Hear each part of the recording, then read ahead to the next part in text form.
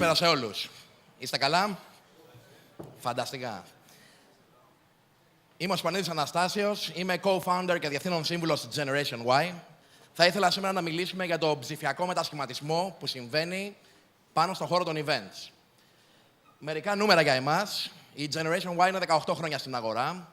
Εξάγουμε διαδραστικά σε 24 χώρες. Έχουμε 150 επαγγελματίες που ουσιαστικά αυτό που κάνουμε είναι ψηφιακός μετασχηματισμός εταιρεών, κυρίως από το πρίσμα του ηλεκτρονικού εμπορίου και σε επίπεδο B2C και σε επίπεδο B2B.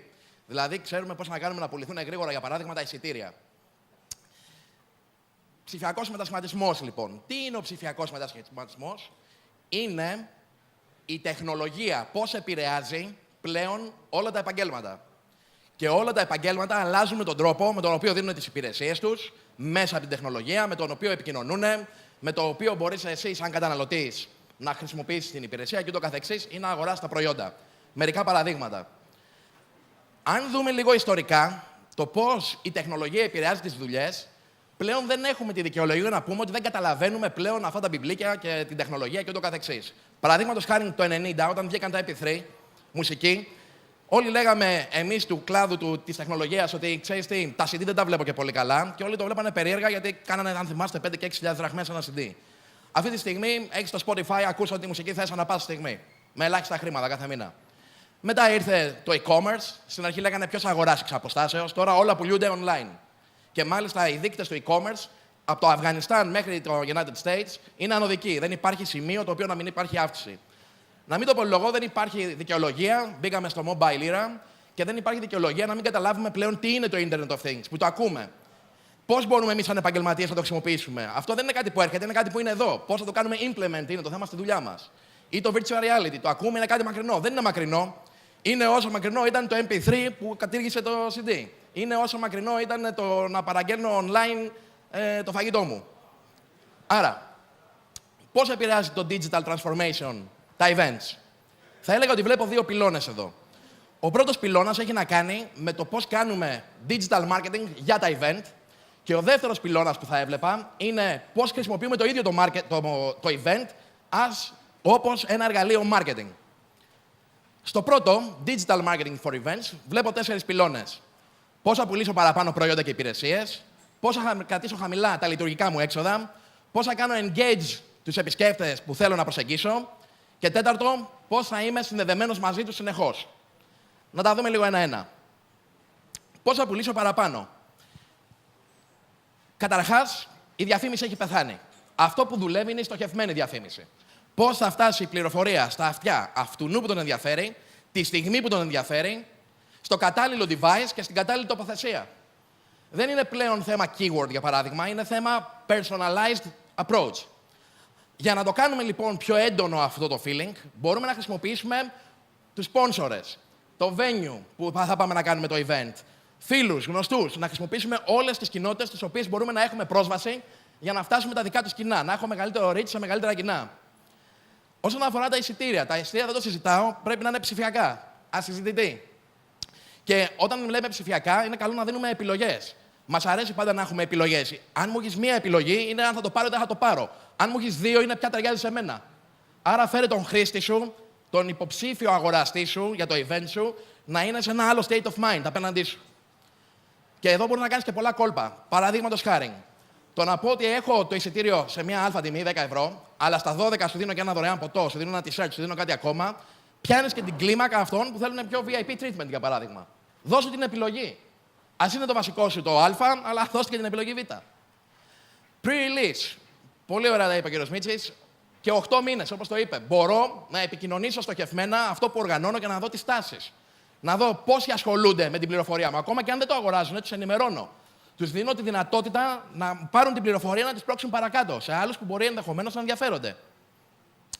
Δώσε discounts, αν το πάρει νωρίτερα, μαζεύεις χρήματα, θα οργανώσεις καλύτερα το event σου, θα έχεις καλύτερη ρευστότητα και ούτω καθεξής. Και retargeting, remarketing. Μπαίνει κάποιος λοιπόν και βλέπει το event. Αυτή τη στιγμή που το βλέπει το event, τον έχεις καταγράψει. Μπορείς να τον ακολουθείς με μηνύματα, είτε μπαίνει στο Facebook να μιλήσει με φίλους του, είτε πάει να διαβάσει οικονομικά, είτε πάει να δει αθλητικά, τα οποία μηνύματα θα αφορούν το event που οργανώνεις. Τον ακολουθείς και του κάνεις και το brainwashing που είπε και ο Χάρης, αλλά του κάνεις και την πιθανότητα να αγοράσει μεγαλύτερη για εσένα. Άρα είναι πολύ σημαντικό να το έχουμε αυτό. Και προσέξτε, είναι έξυπνο το σύστημα. Αν μπει και αγοράσει, τον κάνει exclude και δεν συνεχίζεις να πληρώνεις για να βλέπει τη διαφήμιση. Κυνηγάς το sales.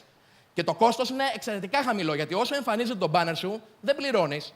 Το μοντέλο είναι pay per click. Πληρώνω μόνο αν το φέρω μέσα στο ταμείο. Αν δεν τον φέρω στο ταμείο, απλά του κάνω το brainwashing. Πάμε στο δεύτερο κομμάτι. Πώς κρατάμε χαμηλά λειτουργικά έξοδα. Ένα μεγάλο κόστος είναι πώς θα επικοινωνήσω το event που οργανώνω. Άρα είναι το διαφημιστικό. Δεν υπάρχει πλέον καλύτερο εργαλείο από τα social media. Και εδώ πάλι θα πατήσω λίγο σε αυτό που είπε ο Χάρης, δώστε content. Εγώ θα σας πάω ένα βήματάκι παρακάτω.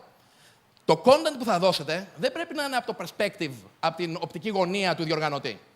Μπείτε στα παπούτσια αυτού που ενδεχομένως θα έρθει στο δικό σας event και δείτε τι περιεχόμενο θα ήθελε αυτός να δει. Βρείτε ποια είναι τα κοινά κομμάτια της πληροφορίας που θα δώσετε που αφορά και εσάς σαν οργανωτή και πρέπει να στοχεύσετε εκεί που οι δύο κύκλοι εφάπτονται, αλληλοκαλύπτονται. Άρα το περιεχόμενο που θα δημιουργήσουμε πρέπει να είναι από το perspective του χρήστη. Άλλος τρόπος. Ό,τι υπάρχει σε χαρτί, θα έλεγα ξεχάστε το όσο μπορείτε. Όσο δεν χρησιμοποιούμε χαρτί, γλιτώνουμε χρήμα, κάνουμε καλό και στο περιβάλλον. Τα πάντα μπορούν να γίνουν ψηφιακά. Χρησιμοποιήστε τεχνολογίες RFID, Radio Frequency. Το πιο απλό, wearable βραχιολάκι. Το βραχιολάκι αυτό μπορεί να είναι συνδεδεμένο με πιστωτική κάρτα και μέσα στο event, ό,τι αγορές γίνονται, να είναι απλά με contactless τρόπο μέσα από το βραχιολάκι. Μπορείς να έχεις καλύτερη ταχύτητα σε αυτούς που θα μπουν μέσα, γιατί το εισιτήριό τους είναι μέσα στο βραχιολάκι. Μπορείς να έχεις γενικότερα καλύτερο connection. Είναι ένα networking event, ακουμπάμε τα βραχιολάκια, ανταλλάσσουμε πληροφορίες κατευθείαν. Γυρνάω στο email μου, είναι όλη η λίστα με όσους αντάλλαξα πληροφορία. Άρα δείτε λύσεις οι οποίες κρατάνε χαμηλό το κόστος και σας δίνουν δυνατότητες να γλιτώσετε χρήματα από έμεσα κόστη. Και get feedback. Τι θα πει get feedback? Θα πει ότι είπα για το βραχιολάκι. Όπου πάει και κάνει ένα transaction, αυτό καταγράφεται. Τι ώρα έγινε, πού βρισκόταν εκείνη τη στιγμή ο χρήστης μου. Άρα αντιλαμβάνεστε ότι μπορώ να έχω καλύτερο monitoring του τι είναι αυτό που δουλεύει καλύτερα. Άρα θα οργανώσω καλύτερα το επόμενο event μου. Ή τι ήταν αυτό που είχε μεγαλύτερη ζήτηση, τι είναι αυτό που δεν είχε ζήτηση, μήπως το βάλα σε λάθος σημείο και ούτω καθεξής. Be in the know. Τρίτο, engage your customers. Η στόχευση δεν γίνεται πλέον μόνο με βάση τα δημογραφικά χαρακτηριστικά. Ο τρόπος με τον οποίο πλέον μπορούμε να στοχεύουμε τους χρήστες είναι με βάση τα συμπεριφορικά τους χαρακτηριστικά. Για μας λοιπόν δεν είναι target group γυναίκα 30 με 35. Είναι γυναίκα 30 με 35 χωρισμένη με 2 παιδιά, αγόρια, πάνε σε ιδιωτικό σχολείο. Της αρέσει να τρώει εκεί, αγοράζει αυτά και αυτά τα brands, ακούει αυτή τη μουσική. Το μέγεθος το οποίο φοράει ρούχα είναι αυτό. Δηλαδή, intrusively πλέον μπορούμε να έχουμε πληροφορίες ώστε το segmentation που θα κάνουμε στο κοινό που θα στοχεύσουμε να είναι όσο πιο στοχευμένο γίνεται. Και όσο πιο στοχευμένο γίνεται, τόσο πιο χαμηλό θα είναι το κόστος πρόσκλησης πελάτη. Τόσο πιο φθηνά θα πληρώνεις για να αγοράσει κάποιος ένα εισιτήριο. Τέταρτο και τελευταίο όσον αφορά το digital marketing for events, be connected.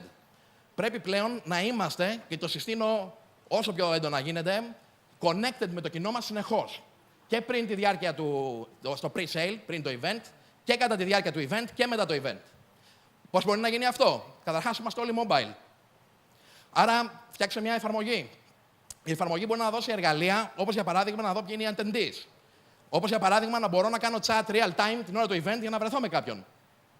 Σας δώσω ένα παράδειγμα. Ήμουνα στο Web Summit στην Πορτογαλία. Δεν προλαβαίναμε να κάνουμε meetings, επειδή online βρίσκαμε με ποιους θέλουμε να μιλήσουμε. Και μας βρίσκανε και οι ίδιοι. Interaction πρέπει να υπάρχει συνεχώς. Δεύτερο bullet. Use social monitoring tools. Υπάρχουν εργαλεία τα οποία πλέον καταγράφουν real time το τι αναφορές γίνονται online για το event σας. Και μπορείς να διακρίνεις αν είναι θετικά τα σχόλια, ουδέτερα ή αρνητικά. Άρα μπορείς να επέμβεις και να δώσεις παραπάνω μια πληροφορία. Μπορεί να κάνεις ένα crisis management, ένα μεγάλο πρόβλημα να είσαι από πάνω και να το διαχειριστείς εσύ. Ή μπορεί να κάνεις ένα reputation management, να είναι κάτι πολύ θετικό το οποίο αναφέρεται και να θες να το πάρεις, να το αναδημοσιεύσεις, να το δώσεις σε δημοσιογράφους, να το χρησιμοποιήσεις. Χρησιμοποίησε το content που δημιουργούν οι χρήστες σου. Ambassadors. Πολύ καλό για στρατηγική να χρησιμοποιηθούν. Για ποιο λόγο? Γιατί έχουν έτοιμες κοινότητες δικές τους και έχουν το αυτί του καταναλωτή. Άρα, ένας ambassador τι θα σου δώσει? Θα σου δώσει τη δυνατότητα να δημιουργεί και αυτός δικό του περιεχόμενο. Προφανώς θα πρέπει να είναι aligned, ευθυγραμμισμένο με αυτό το οποίο εσύ πρεσβεύεις μέσα στο event σου. Αλλά το πιο σημαντικό είναι το advocacy. Δηλαδή, το word of mouth ψηφιακά παίρνει άλλες ταχύτητες όταν χρησιμοποιείς έναν ambassador. Last but not least, σε επίπεδο B2B, Χρησιμοποιούμε το LinkedIn. Όλοι μιλάνε για τους sponsors και πόσο δύσκολη είναι η αγορά. Καθόλου δύσκολη δεν είναι η αγορά. Δεν ξέρουμε να κάνουμε τη δουλειά. Μέσα από το LinkedIn μπορώ να πω ότι ξέρεις τι, βρες μου τη στάδε εταιρεία στο Digital Marketing Director. Σε 1 λεπτό έχεις κατευθείαν το σωστό πρόσωπο να ακούσει την πληροφορία που θα του δώσεις. Τώρα, αν είναι καλό το event, είναι άλλο θέμα. Αν είναι καλές τιμές σου, αν είναι καλό το υπόλοιπο. Αλλά αυτοί που πρέπει να το ακούσουν για να σε υποστηρίξουν, αν θέλουν, θα τους βρεις. Καλή ώρα όπως η Μάρια που βρήκε εμένα. Και η αλήθεια είναι ότι από πολύ αγάπη αποφάσισα να συμμετάσχω και να υποστηρίξω. Κλείνουμε λοιπόν το digital marketing στο κομμάτι των events και πάμε να δούμε πώς χρησιμοποιούμε το ίδιο το event ως ένα εργαλείο marketing. Πάλι 4 πυλώνες. Πάλι πώς θα πουλήσω, γιατί αυτό είναι εν τέλει αυτό που κυνηγάμε. Το κάνουμε ναι, να περάσουμε καλά, να δώσουμε εμπειρίες, όλα ναι, να βγάλουμε και λεφτά. Ωραία. Στην Ελλάδα το κέρδος είναι δαιμονοποιημένο. Όλοι για αυτό δουλεύουμε όμως. Disrupt costs, πώς θα κρατήσω χαμηλά τα κόστη. Measure digital density. Είναι πολύ σημαντικό να μετράω τι γίνεται online, θα εξηγήσω. Και πάλι engage your customers. Χρησιμοποιώντας το event ως marketing tool, θα έλεγα το εξής. Δεν ζούμε πλέον στο digital era. Έχει τελειώσει η εποχή του digital. Ζούμε και μπαίνουμε σιγά σιγά στο age of experience. Πώς πλέον θα παίρνω εμπειρίες από οτιδήποτε κάνω. Είμαστε άνθρωποι πίσω από τις οθόνες. Το καταλάβαμε πλέον, το μάθαμε, γίναμε λίγο πιο digital literal. Πλέον το θέμα είναι πώς παίρνω εμπειρία από αυτό που κάνω. Άρα, όταν οργανώνεις ένα event, ό,τι και να είναι αυτό, fair trade, seminar, music concert, whatever, είναι πολύ σημαντικό να σκεφτείς τι εμπειρίες μπορείς να δώσεις στους χρήστες σου για να μεγαλώσει η αλληλεπίδραση μαζί τους. VR, virtual reality, AR, augmented reality, 3D.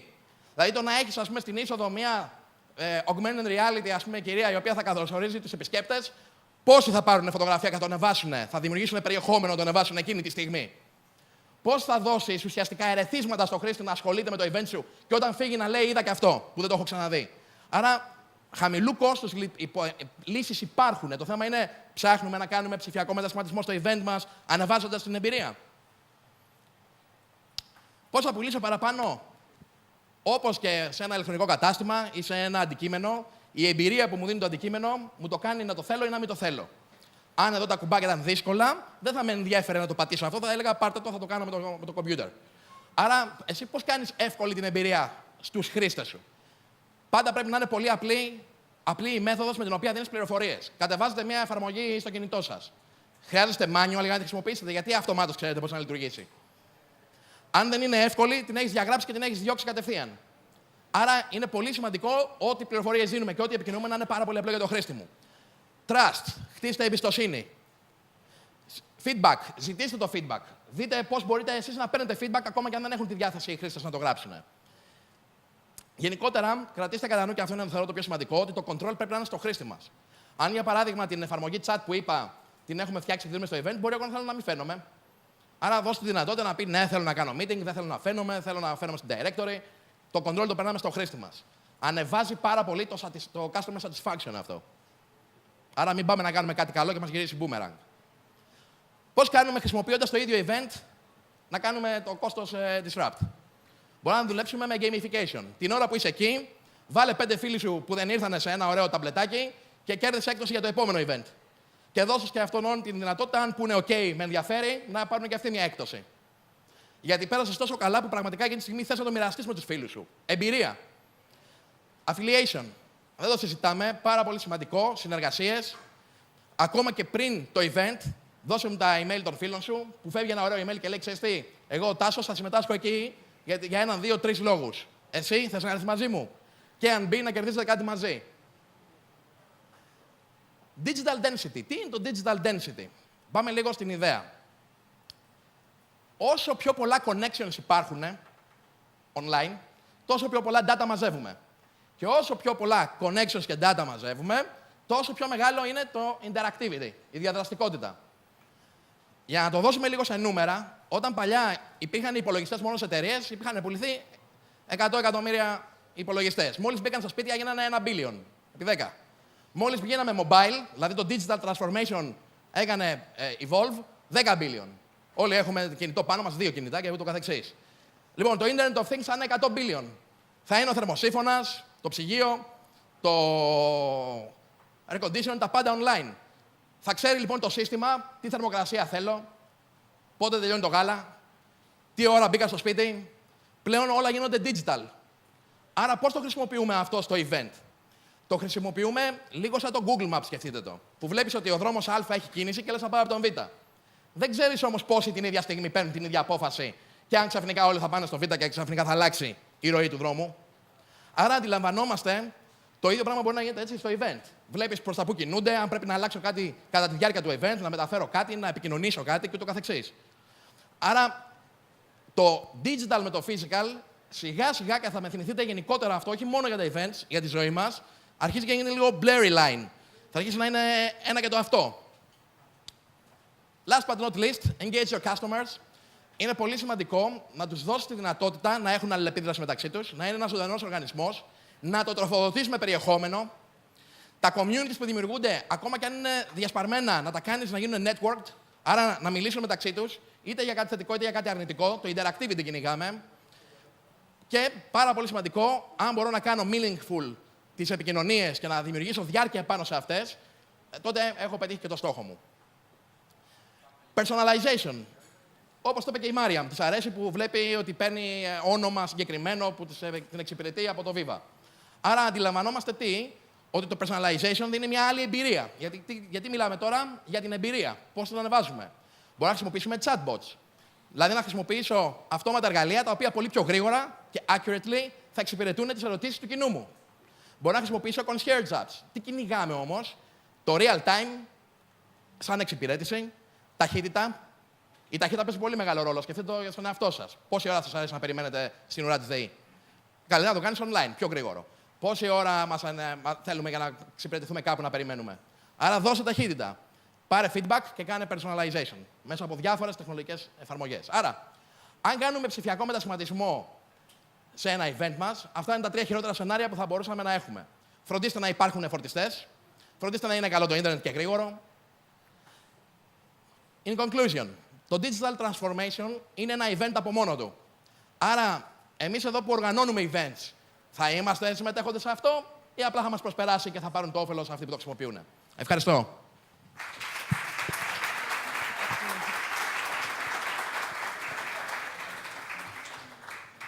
Αν μου επιτρέπεις, αγαπητέ. Αν έχετε κότσια, ρωτήστε του. Εγώ φοβάμαι. Νομίζω... όχι, το αντίθετο δεν ισχύει, γιατί έχει. Λέμε, αν κάποιος μπορεί να ρωτήσει, γιατί εγώ φοβάμαι. Έχουμε ερωτήσεις, λοιπόν. Κάποιος είπε μπορούμε.